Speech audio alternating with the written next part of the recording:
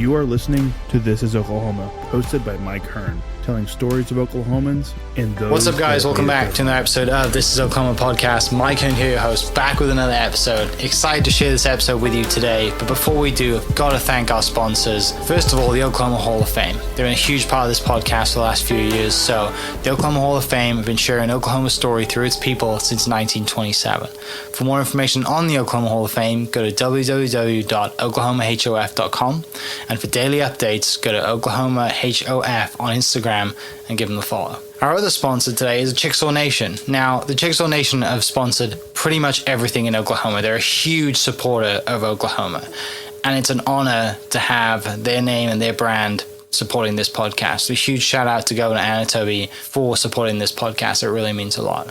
Our third sponsor is Diffie Ford Lincoln down in El Reno. Now, this one makes me so happy because these guys are great friends of mine, play a lot of golf together. I've bought my cars from them, do most of my oil changes down there, have a cup of coffee, hang out down in El Reno. It's a good spot to go. And not only are they great friends, but they provide a great service. So for over 60 years, third generation family owned Oklahoma business down in El Reno. They're also in Bethany as well. So people in the Bethany area know the Diffies really well. But if you're looking for anything new, used, Ford, Lincoln, or whatever, I'm sure they could find anything you want. Check them out, diffieford.net, and then on Instagram at diffiefordlincoln. This episode is brought to you by the Doghouse OKC. Recently, I have been in need of some doggy daycare for my two pups, and the Doghouse have come in clutch. The team over there are incredible. They've taken care of my two golden doodles, and so it's been an honor to partner with them on the podcast and share the love. And the one thing that I do with the sponsors that I have is stuff that I use and recommend, like the Diffies with my car, Hall of Fame. They're awesome. Citizens Banks, where I bank. Chickasaw Nation, huge supporter of Oklahoma. And adding to that is the Doghouse. And so if you're in need of doggy daycare in the day or boarding overnight, they do grooming and other cool things too. But I've had a fantastic experience, and it's an honor and a privilege to share this with you too. So go to thedogHouseOKC.com and follow them on Instagram at thedogHouseOKC. And hopefully our pups will run into each other. What's up, guys? Welcome back to another episode of This is Oklahoma. Mike Hearn here, host, back with another episode. We are up in Edmond today at Oklahoma Chiropractic with Dr. Joren Whitley. I just asked you that as well, and you said it. We're going to dive into it. You got an epic Instagram following, which is how I found you. I'm sure you got a huge Twitter following too. I'm not on Twitter, so I wasn't really, not Twitter, I wasn't on TikTok, so I wasn't like super bummed when it left and didn't come back and whatever. Yeah. But super excited to dive into your story and hear about not just the, human chiropractic stuff that you do, but also the animal stuff as well, because I think it's super fascinating. I have two golden doodles. They're my absolute children, my queens. They're great, but they're also a pain in the ass as well, as golden doodles are. But yeah, excited to dive into your story. We have a mutual friend in Gatlin, Didier, so excited to hear that you guys are going to be collaborating soon on some cool stuff. You said you have a hot air balloon, which we're definitely diving into that as well.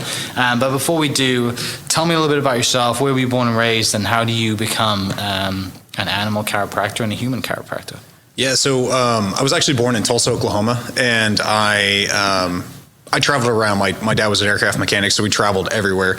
So I don't really have like a home base of like where I grew up, but I've lived in Texas and Arkansas and Missouri, Kansas, different parts of Oklahoma, and so I've just kind of been everywhere.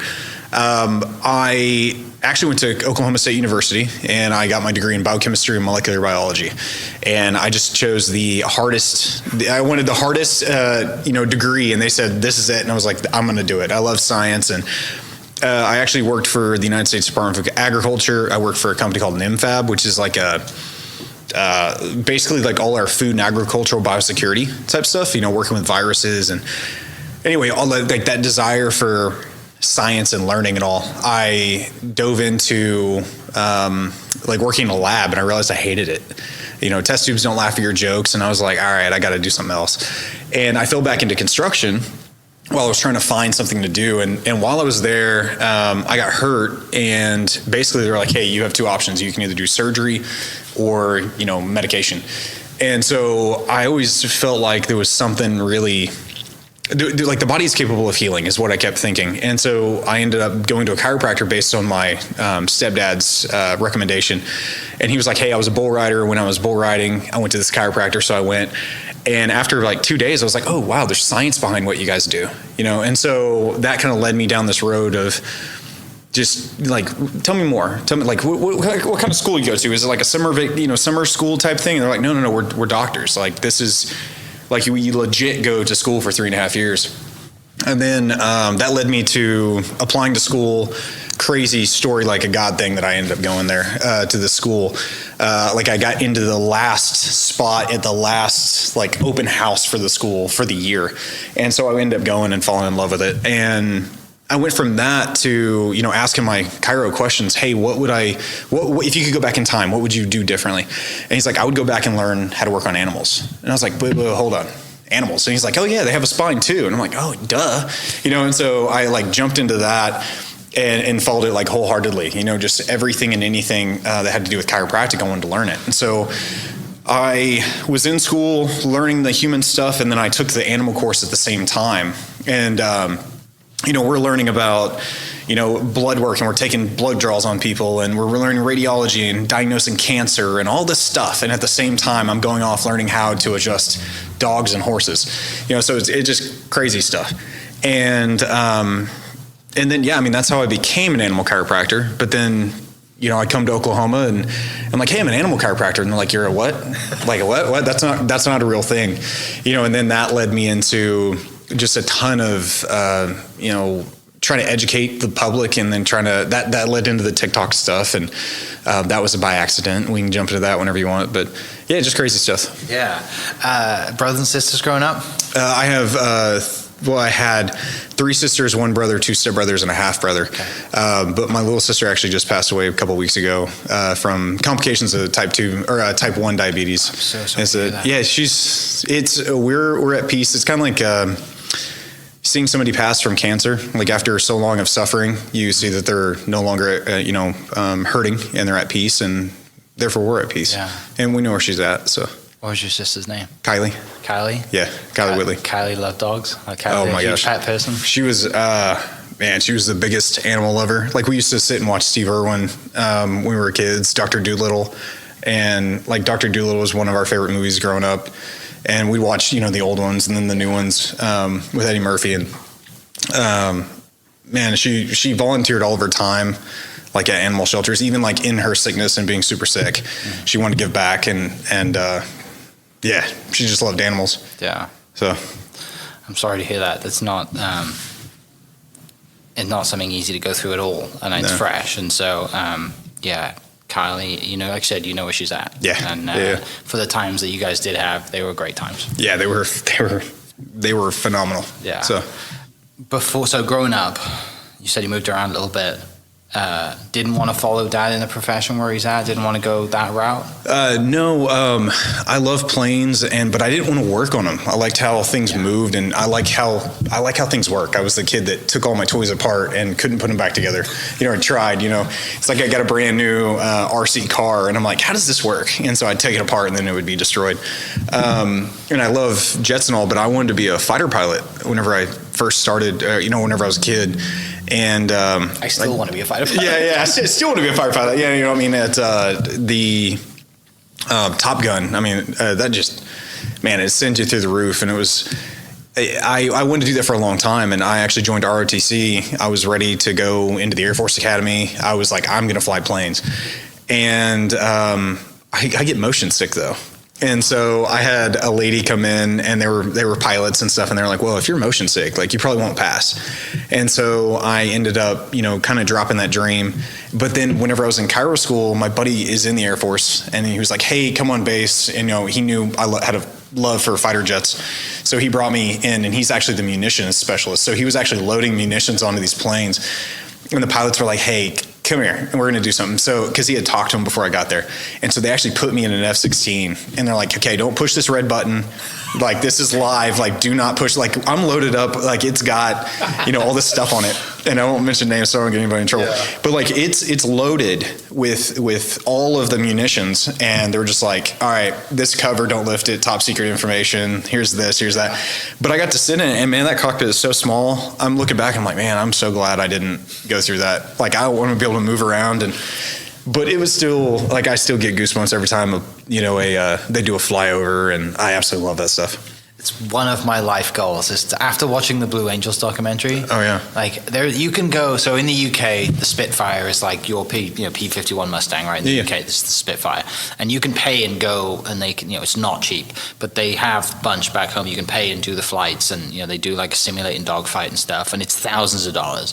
One day I'll do it, but when that Blue Angels documentary came out, I'm like, how do I get myself a media pass? When the Blue Angels come to town, they do their Air Force thing at Tinker, they do their show at Tinker Air Force Base. I'm like, how do I get in the backseat of that? Because that adrenaline rush is. I mean, I like cars and I like going fast, and I'm not going to go on a motorcycle because I know I'll end up in hospital. But like, there can't be much things better than sitting in the backseat of a fighter jet, right? I would love to do that, but I'd be afraid. I jumped out of a plane, went skydiving, and as we're coming down, the dude's like, all right, we're gonna do some spins, and I was like, I get sick, I'm motion, like, don't spin. He's like, all right, spin, and we just, and then I got super sick, and as soon as we landed, I was like, that was great. Like, oh, I'm great, and I'm gonna go over here for a while, and I'd be afraid I'd be in the back, and they'd be like, and then I'd just, blow chunks and just totally screw up that whole experience. But I would love to do something like that. I started my pilot's license, and the weather changed, and I wasn't able to finish it, and I need to go back and do that. But I look at like Tom Cruise with his fighter jet, and I'm like, man, like that'd be cool just to have that knowledge and experience. But I love flying. It would be awesome, right? Like that. And I mean, you have obviously a love of flying, and you have a hot air balloon, which we'll get into later, because I have to know that story, how that comes up. Yeah. But before we get to that, how do you end up going to Oklahoma State? Tell me about high school, leading into college, and you mentioned, choosing the hardest degree possible. Yeah. Why does all that happen, and how do you go to Oklahoma State? So I actually started high school whenever I was in ROTC and all that. I did that at Union in Tulsa, Oklahoma, and I was doing the ROTC thing, and then my mom got remarried, and so parents got divorced. My mom got remarried. We moved to Arkansas, and they didn't have ROTC or anything there, but I absolutely loved science, and I went into, I think maybe stupidity more than anything else, but I jumped into like 3 or 4 AP classes all at the same time. And I was in like AP Chem, AP Bio, or Biology. So I'm like deep into science. And, I was the kid that wanted a microscope for Christmas. And there was something about that just drew me in. And then my uncle, like random happenstance, asked me to go to a game one day. And I can't remember even when this was, but he asked me to go to an Oklahoma State game. So I go up there, and I remember being in his car and just driving through campus, and he had a Corvette at the time, and he had like the top down, and so we're driving through campus, and it was just like, this is the most beautiful like campus I've ever seen. I'd never seen any other campus, but I was enthralled with it. And then as I'm graduating, they're like, hey, what school do you want to go to? What are you doing here, there? And they're like, hey, you can go over to this school or this one. I was like, no, I think I want to go to Oklahoma State. And so I ended up, getting accepted. And then they had the, I forgot what they called it. It was like Camp Cowboy type thing. It was like a emergent pre-college like camp you would go to, right, to get to know the school and camaraderie and all that. So I went, we did the ropes courses and all the fun stuff. And then they sat us down, and they're like, all right, here's all of this, like, what degree do you want to go into? Like, what are you interested in? I was like, well, I'm interested in science. They're like, all right, well, that's this section. And they're like, what kind of science? Do you like rocks? Do you like plants? Do you like this? I was like, I like how things work. And they're like, all right, well, that's this section. They keep narrowing it down. And I remember standing in the room, and it was just all of these just words, just, all these degrees, it was like entomology and all these different things. And I kind of got overwhelmed, and I looked over at the lady, and I was like, hey, what's the hardest one? She's like, what? I was like, what's the hardest degree you can get here? And she's like, the hardest degree in the school is this one right here, biochemistry or molecular biology. And I was like, what can I do with that? And they're like, well, you can do multiple things. You can go work in a lab, biochemical weapons, testing, blah, blah, blah. And the movie The Rock with Nicolas Cage, like that movie clicked in, and that guy was a biochemist, and he's sitting there working on working on the biochemical weapons and the rockets and all. And I was like, I want to do that. And so I was like, that's my degree. And that's how I started. And she's like, are you sure? And I was not very many people were in that degree with me. But it was just all science all the time. Yeah. I mean, it was cool, but I mean, organic chem and just all the things. Yeah. So you didn't have much of a life outside of school, I assume.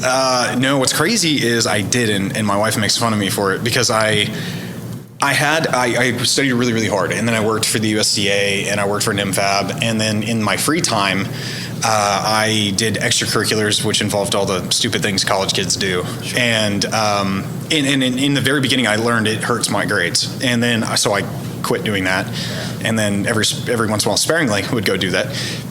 But yeah, I mean, I spent a ton of time in school, and then I was also really, really big on campus, which I think is not big on campus, but I was really adamant about being vocal on campus, which led me, I think, into kind of the stuff we do now. I became I was like president of 3 clubs. I was like, doing all this stuff. And I got into a club called Students for Concealed Carry on Campus.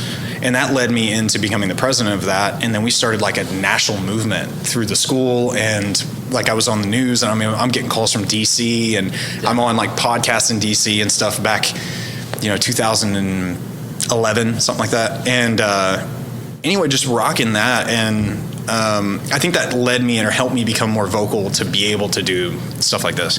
Where does that vocal part of you come from? Mom or dad? Probably my dad. Okay. There's not too many things I can say came from my dad, but I will say like that, being vocal, being able to, one, stand up for those that are not able to stand up for themselves, but also like if you have something to say it. That definitely came from my dad. Yeah, that's something that doing this podcast for so long, so many episodes, like that, cases like that, right, where there's something in you that you're like, I can't just sit in the corner and do my thing if I have something to say, but also there is education in what you do, right? And, sure. and obviously dives into the stuff you do with the chiropractic and the dog stuff too, the animal stuff too. It's like all this stuff's being done. I know how it's being done right. It might be perceived somewhere else as being done wrong. I've got to go do something and educate and say something about it. Yeah. And it's amazing when you trace things back and you're like, oh, okay, that comes from this one experience or one part of you, right? Your mom or your dad or someone significant in your life does that. It's fun to look back and do that. This is kind of like a counseling session, because I didn't really think about it too much until, it's like I had this desire to just speak my mind, and it's like, whoa, yeah, no, that definitely came from my dad. Okay. Yeah. So you go through that. Like you said, at the start of the podcast, you kind of said a little bit about how you dive into the chiropractic world, and you're doing animal chiropractic alongside going into chiropractic school.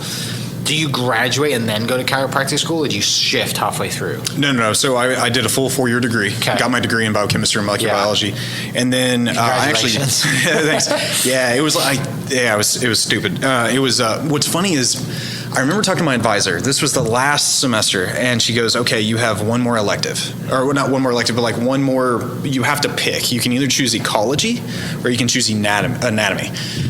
And I said, well, okay, what are what's each one? And she goes, well, anatomy is the route, if you're going to go be a doctor or whatever. Ecology is more like plants and how things work and stuff, weather patterning and all that. And I was like, well, I'm never going to be a doctor, so I'll go ahead and do ecology. And so I did that.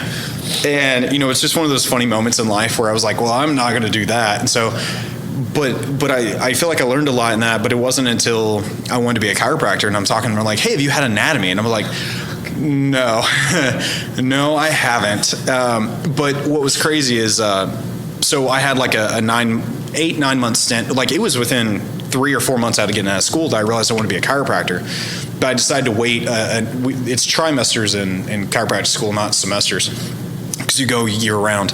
And so I decided to wait like another trimester, that way I could work a little bit more, build up some more money, and because I've paid my way through everything. I've never had any help from family.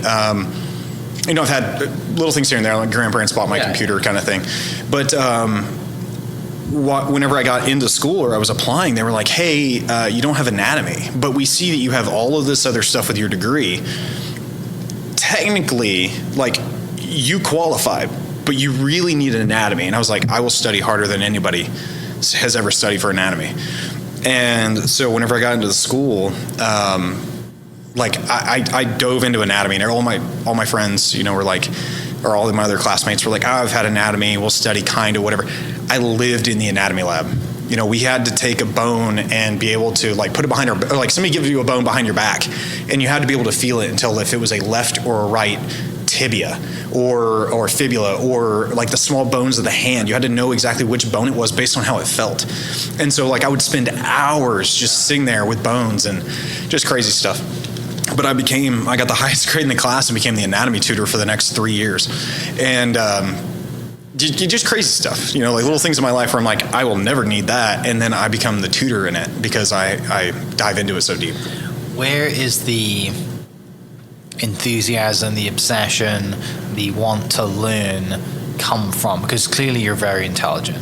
Well, I appreciate that. But I'm interested to hear from your side. It's like you're very intelligent, but you also have an insane work ethic. And so, from your perspective, do you think you're born with smart, and also, or do you just think you're just like everybody else and you work really hard? I think I had a desire to learn, which then, like, the desire to learn is like I wanted to know how things worked, which means I want to know how everything works. So it's like when it comes to science, it's like, well, how does this cell work? How does this muscle do this? How does this bone? How does this organ? Whatever. So that like drives my desire to continue to learn more, to continue to gain more knowledge. But I will say the work ethic thing, one comes from my grandpa kicking my butt, over and over. He actually owned the concrete company I worked for. And so I started in the mud with everyone else, digging holes and setting forms and pouring concrete. And I had to work my way up. And it was like, you're not the grandson of the owner. You are just employee A. And you're going to be respected by all the other employees that are above you. And so I had to work my way up through that. That was one part of it. The other part was, I remember when we were kids, I think we were living in San Antonio, and I remember my dad was working, like because he was an aircraft mechanic, he would work remote. So he was in another state working somewhere. And I remember my mom having to come to me and ask me for my birthday money to be able to buy us groceries. And it was one of those like moments where, I gave it freely and never asked for it. It wasn't a big deal because I knew we needed it. And then there were times in school where I wouldn't eat so that my sisters would be able to use the money that was in our joint account at the school to be able to eat. And I decided I never wanted to be in that situation with my kids, that I wanted to have more. And so I think that also drove the work ethic to make sure that I would never be in that situation, or try not to be. Life throws you a wrench every once in a while, but just that if I could help it, I'm going to do everything I can. Yeah, and like never settling, but also constantly curious. Yeah. Oh yeah. Right. Like constantly. And you mentioned just picking up a bone, that's in a hand. How many? I mean, there's over 100 bones in the hand, right? No, and how many? There's an outrageous amount of. Oh, maybe it's the foot I'm thinking of. Yeah, there's a ton in the foot, but that's what I'm thinking of, the foot. It's kind of like you can go, okay, there are 7 cervical, 12 thoracic, 5 lumbar, and then you jump into the sacrum. It's like I know what they are and I know where they are, but It's like, now I got to go back and count each one because I don't have that off the top of my head. But you've had that curiosity and had that work ethic and had little moments through your life where you just like, it all kind of marries itself together and you have the product of what you are today. Yeah. Which is really cool. And like I said, you probably never thought you'd be here, never thought you'd have a huge TikTok and Instagram following, never thought you'd even probably buy a ring light for anything. Yeah, exactly. Right? Other than your kids. So tell me about kind of some of the, I don't know, let's say highlight moments when you're in chiropractic school, when you're going through that time of your life and you're like, this is my journey now. This is my, you have a moment clearly where you're like, this is what I'm going to do for the rest of my life. Yeah. Versus the previous 6 years where you're like, I'm doing molecular biology, even though I don't want to be a doctor, I'm going to go figure this out. Yeah. So whenever I got into school, or actually before I even got into school, I went to that open house, and we're going around and we're looking at all the cool stuff. Here's the campus. Here's what we do. We go into the cadaver lab. We see all that cool stuff, and it's still just this is how something functions. This is how you learn. It wasn't until we were doing like a dinner that night or something, and a doctor stood up and told a story about one of his patients where he was talking to a patient, and she gave him a letter, and she goes, please read this after I'm gone.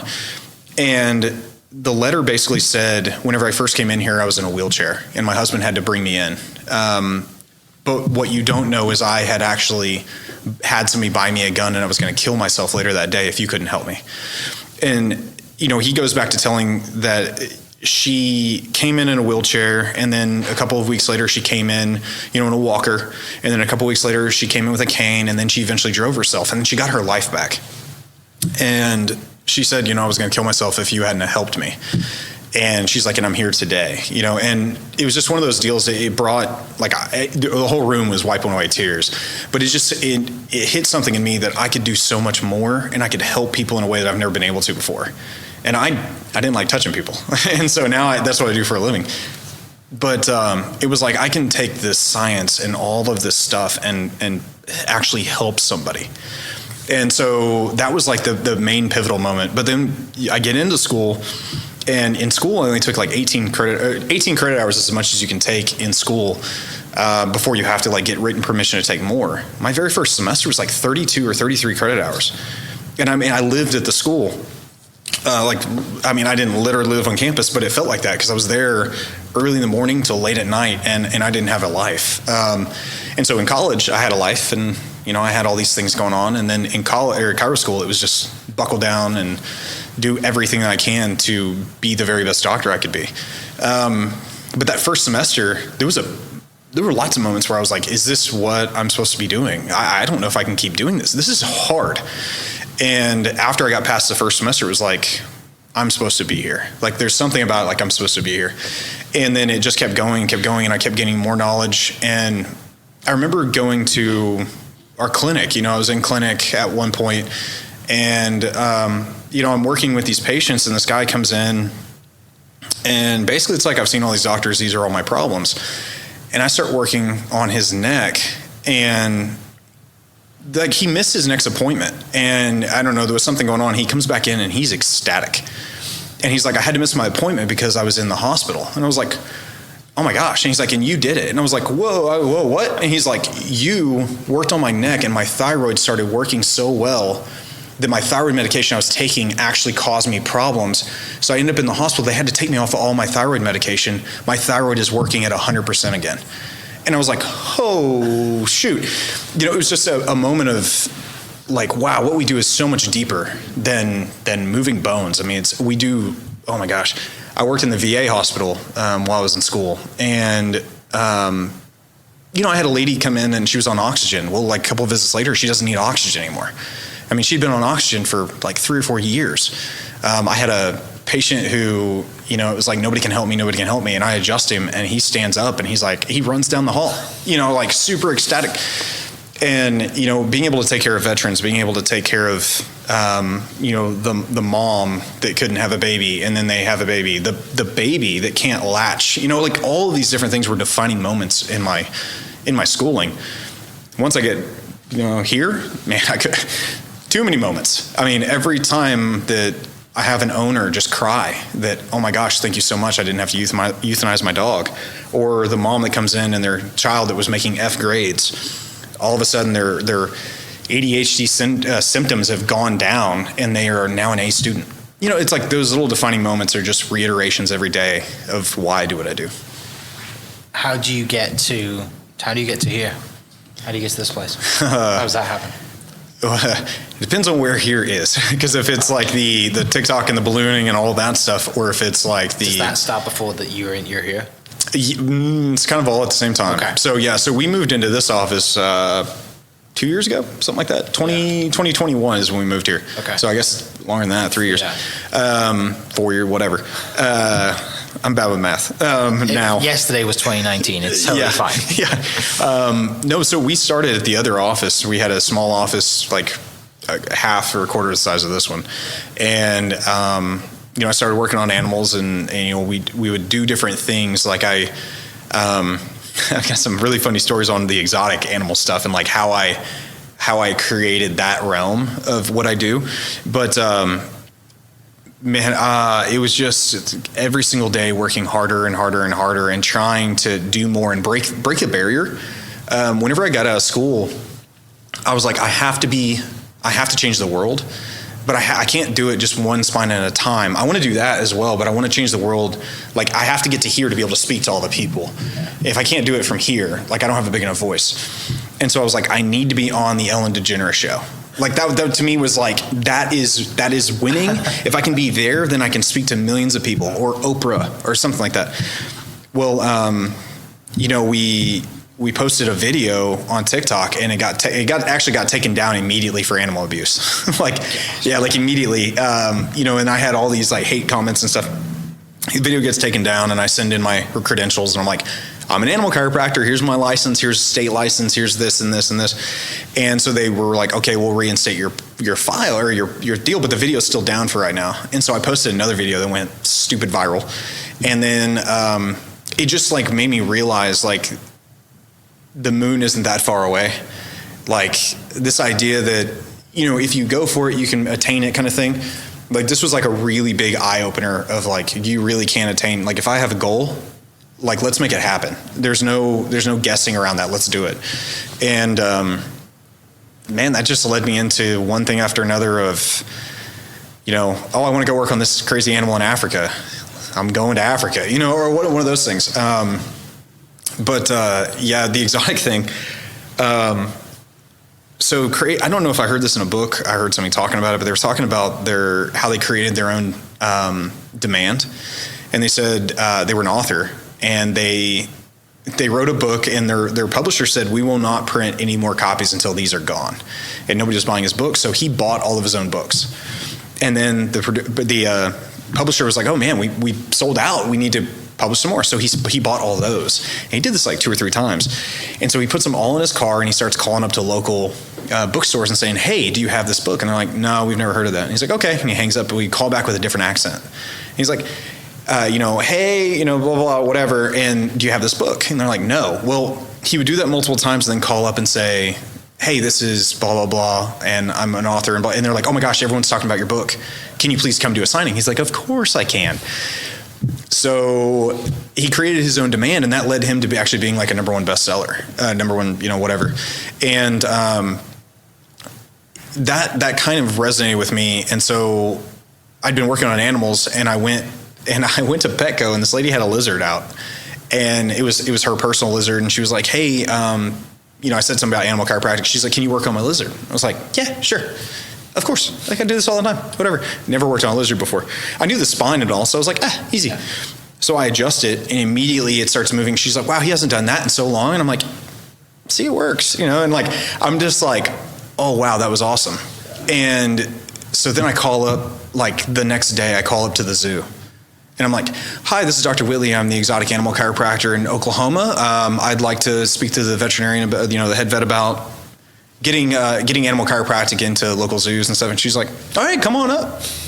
So then I go to the zoo, and they're like, all right, well, here's, after I've talked to them for a little bit, they're like, all right, here's the first case you'll be probably working on. And they pull up these x-rays, and I'm like, that's a human x-ray. And she goes, no, this is our silverback gorilla. And I was like, oh, okay, yeah. I told them, like, what do you see? And I was like, this is what I see. And I can base everything I do with humans and animals here. I can base it. And I go, yeah, I see this, and this, and this is what I would recommend, and this is what I do. And they're like, sounds great. Let's do it. It's like, okay.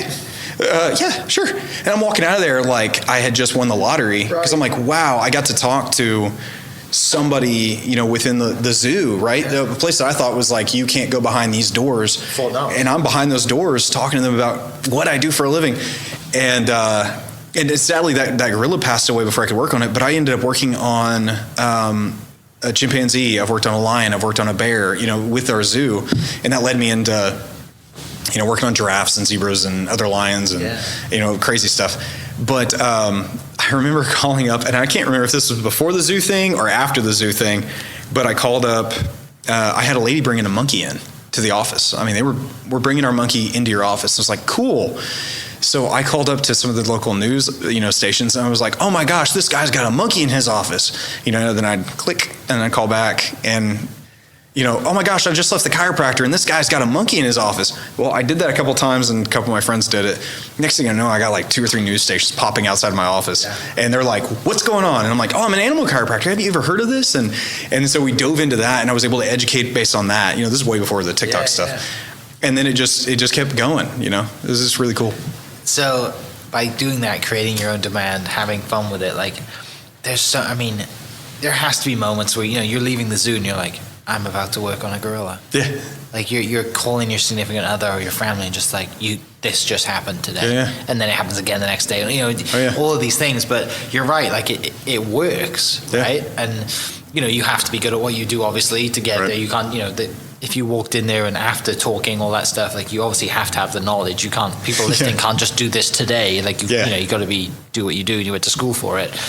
But you can take that, that playbook and do it to everything, right? I'm gonna start using that, by the way. Totally. I need to find out what that book is. That's so fascinating. Yeah, right? It's crazy how these like one little moment, like a little moment that you heard off. I can't even tell you what it was. I couldn't tell you if it was a podcast or what it was. But that story resonated so hard with me that became my. If I want to do something, I do it. Now, a lot of times, like now with the social media stuff, we'll have people reach out to us, before I ever do it. But I reached out to David Schwimmer. The guy from Friends who actually played Melman in Madagascar. So I had already worked on a giraffe, and so I got a hold of him and I was like, "Hey, I just saying hi to Melman, I'm the giraffe chiropractor or whatever." And he's like, "That's awesome work, man. Congratulations." I was like, "Well, that's really cool." Just reaching out and just not being afraid to reach out, because reach out to something and they say no, whoop-de-doo, just move on to the next one. But it's led me to Africa, and I have future events coming up that are insane, and yeah.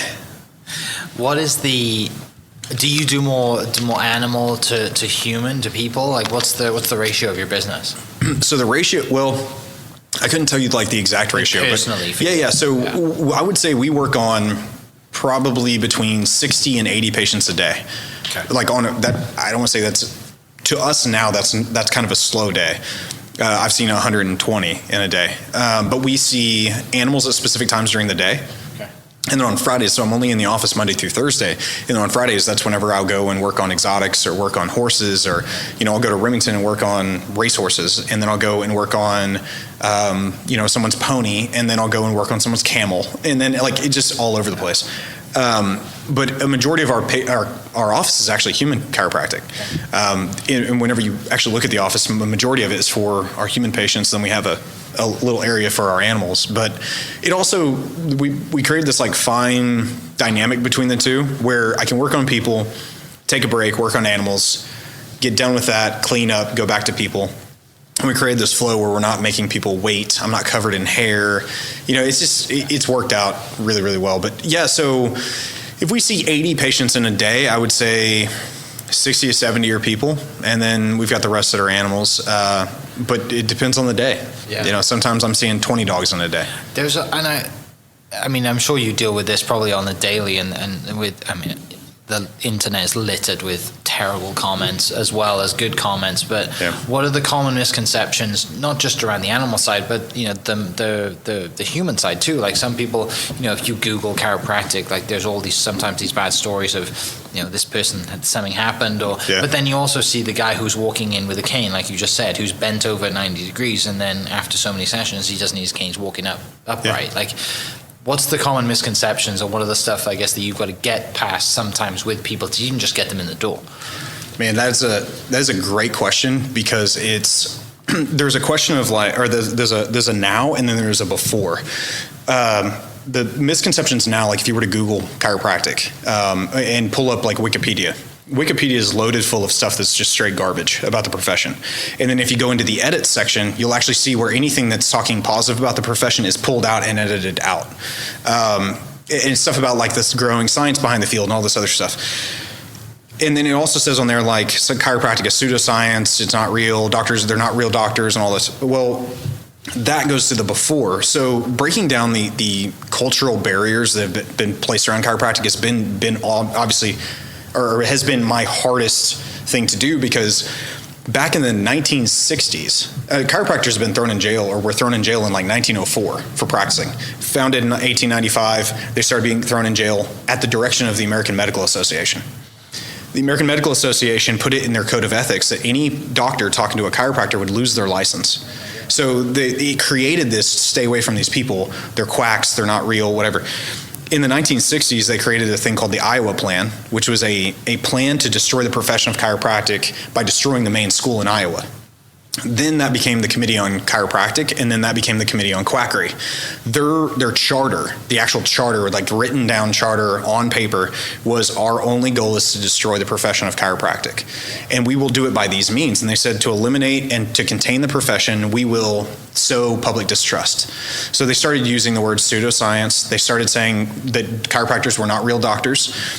In order to dissuade the culture and populations to then distrust chiropractic in order to cause the profession to snuff out. And those are some of the exact words used in this document.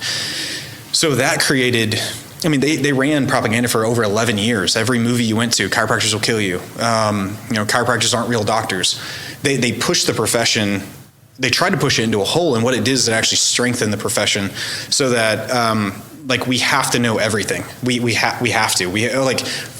In the medical field, there are specialists that do specific things, but like in chiropractic school, we are doing we're doing the blood draws, we're reading the blood work, we're taking the radiographs, we're reading the radiographs, we know how to diagnose cancer, we know how to deliver babies, we know how to, when we take OBGYN, we take all the virology, we take everything except we can't give medicine.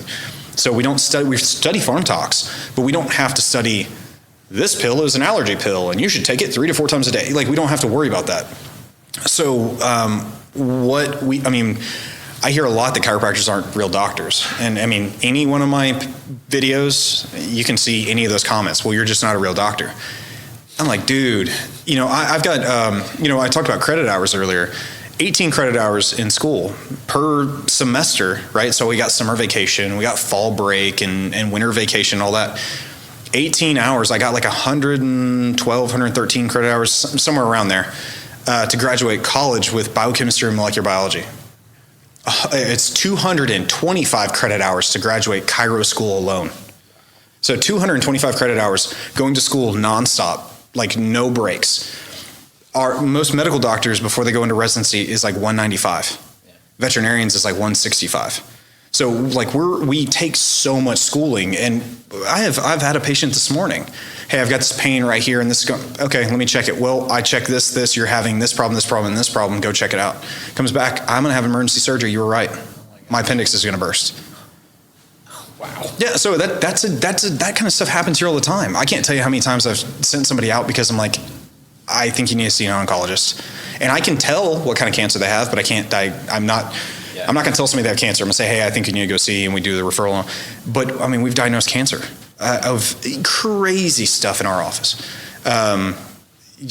Crazy stuff. Absolutely crazy. Stuff that, just nuts.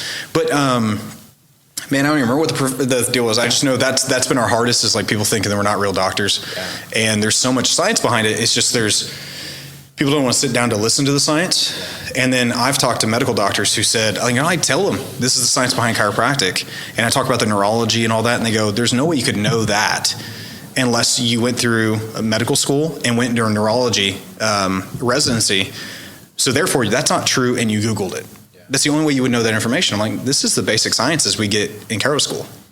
So crazy stuff. So sorry, I don't like it. That answered everything. That's great. The other thing too, I think there is some, because of everything you said, like people then have a fear of coming here. For sure. And so you're getting until it's too late, and then they come in. For sure. And like I said, it's not. Hopefully, it's not past repair or past getting them back to what having a life, right? But there is definitely for me, I hate going to the hospital. Despise it. Most people probably do, right? And so I will do anything to not go, or the dentist or whatever. But then I've got a friend of mine who has readjustments every 2 weeks, or comes, it just depends how you've been brought up or what experiences you've had, and then you come in here and you're like, oh, as sometimes cringy as it might sound, right? You're having your bones popped or cracked or whatever they call it, right? Like, and as fun as it is to doom scroll till 3 o'clock in the morning watching, TikTok videos and watching people pop, sometimes, people don't want to do that until it's too late. And thankfully you're here to do it, and you have a huge social media platform that is telling people and raising awareness about it, and not just people, but animals too. Yeah. It's, I kind of relate to like a car. Like people wait till their car is smoking and then they want to bring it in to get like an oil change, or, skeptical. I don't know if you can help me, we animals all the time too. We had a lady yesterday. She's like, I tell all my friends I go to an animal chiropractor, and they're like, what? I'm sorry, what? You bring your dog to an animal chiropractor? It's like, yeah, like we see the difference in how they act and how they function. Dogs can have headaches. Dogs can have sciatica. They can have carpal tunnel. They can have all these problems, but we've just kind of blown it off to, your dog bites its feet because of allergies. It's normal. Don't worry about it. And it leads to them getting worse and worse and worse. And it's like, oh man, we don't know what happened, but surgery or euthanasia, that's kind of your only options. We don't know how this happened. Your dog caught this rare problem, and that's not the case at all. Yeah. And, what's great is I love how many times like people come in here and they're like, yeah, everyone said not to come in here, and we adjust the dog or something, and then they're like, I'm telling everybody this is amazing, and they're super ecstatic, but they can show like, everyone saw my dog couldn't walk and now it can. How much more proof is that it can work? If it can work for animals, it can also work for people. Mm-hmm. And that's actually how animal chiropractic came around, was people are like, yeah, this dog doesn't have any bias, it hates the adjustment, but it can run again. So it should be able to work for you, the person that doesn't believe in chiropractic, I love doing it. That's again, like, there's, like you said, you have all these experiences every day of people coming in or getting all their animals, whatever it is, like it just keeps reinforcing why you love what you do, and why you chose to do, this profession. Dive into the social media side of things. When that really starts kicking off and that really starts becoming a thing, do you immediately take it seriously, or do you just kind of like posting videos here and there? And take me through that kind of social media journey of yours over the last kind of 3 or 4 years. So I would kind of post a little bit here and there of like, oh, guess what I'm going to work on, and that was on like Instagram. And, I'd work on a zebra or something, and I'd post some pictures, and some people liked it, whatever. We posted one video, that video to TikTok, and whenever it took off, or the second video took off, when it took off, it was like I got hit in the face with a Mack truck. It was so overwhelming so fast. My phone, like I had notifications turned on, and so it was like ding, ding, ding, ding, ding, ding. And our website had a tracker deal on it. So like anybody that logged in, you could see kind of where in the world they were.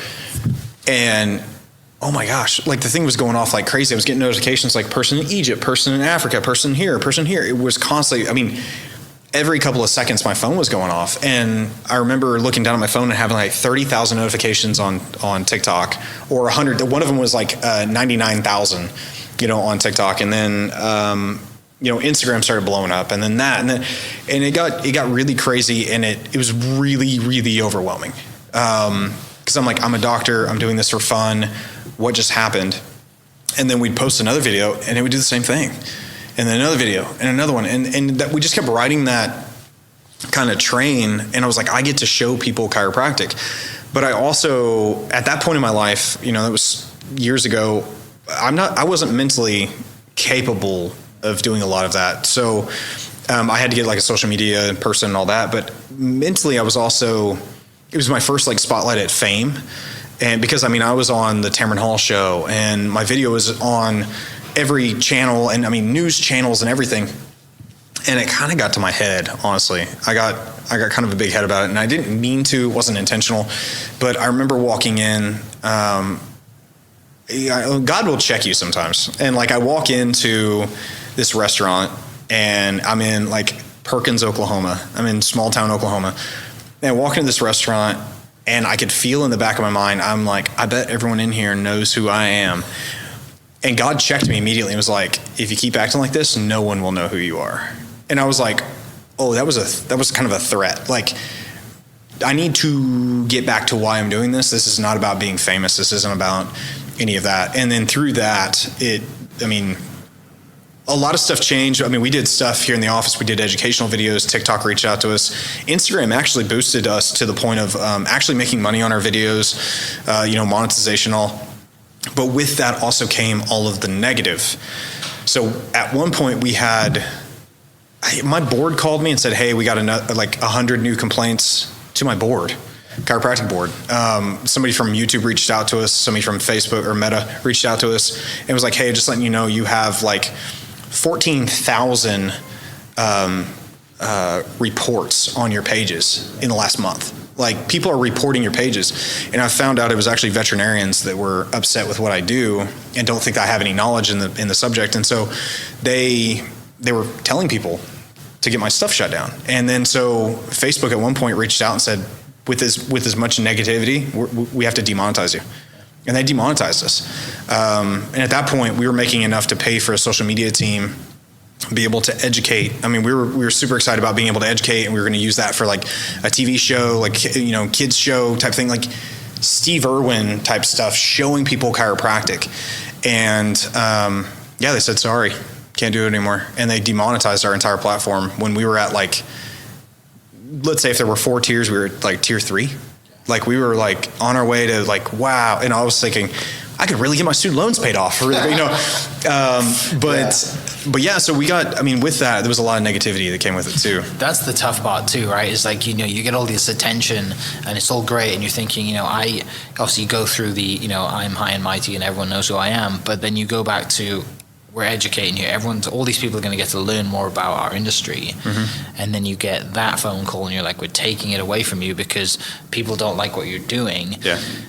And you fight that because you're doing the right thing, and you hear from people every day that you're doing the right thing, right? Real people, and then you got these quote 14,000 people out there who you've never met, right? Who wouldn't probably come in here and tell you to your face you're doing something wrong, for sure, right? And all you want to do is like, you're never going to take 14,000 phone calls, but someone sat behind a desk being like, oh, I'm a vet, but I don't like what he's doing. Somebody report it. And, thankfully for you that you have a business and you make money on the outside, but sometimes in some world and some people, all they have is their social media income. Exactly. Right. And I'm sure really it was probably a tough time to deal with all that stuff. It's a lot of attention, but it's a lot of good and bad attention. It was,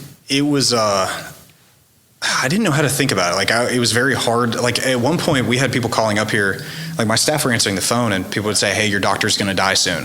Or, just people calling and harassing us and leaving voicemails or sending us mail. I started receiving stuff in my house.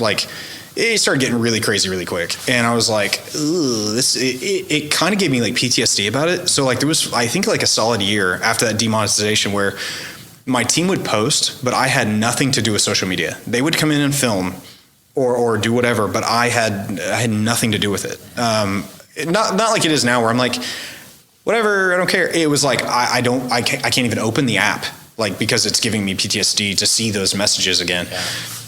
And then one day I finally just said screw it and got over it. You've got to go through that. Yeah, right? Yeah. That anxiety, that part of you that's like, this is not good and you need time away. Yeah. Because it's affecting outside of work. 100%. Yeah. It was affecting my life. My wife was scared. I think we might have been engaged at that point, or we were already married.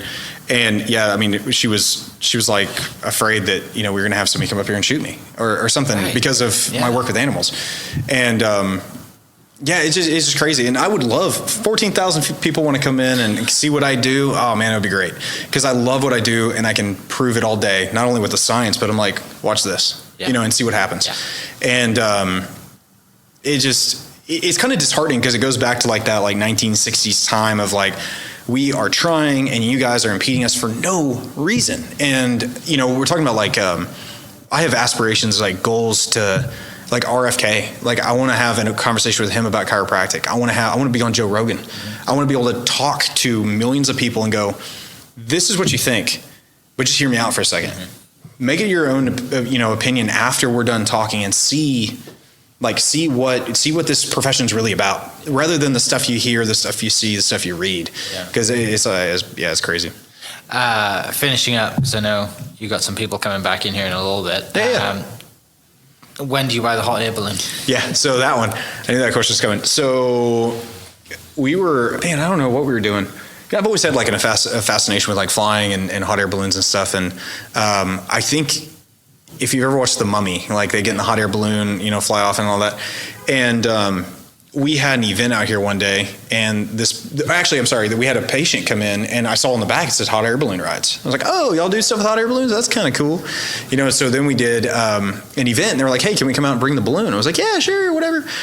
And I watched them put the balloon up, and I was flying my drone over and all. And I was like, wow, this is actually really cool. And they said, would you be interested in sponsoring one of our events? So I was like, I don't know, maybe. And I was like, what's the cost? And they told me. I was like, oh no, not for like a 2-day event. I'm not spending that kind of money. And you know, they fly the balloon and it takes off, and I watch cars all along the road stop, and everyone's just stopping, getting out of their cars and watching. And I was like, wow, this thing has got that much attention just blowing up, and it takes off, and then like it's like the earth stood still and everybody's just looking up. It's still one of the coolest things. It is so cool. I hate heights, and I won't go on one, but it's cool. Oh, you should totally go. It's awesome because you like float. But everyone was super ecstatic about it, and I was like, okay, wait, what would it look like to own one?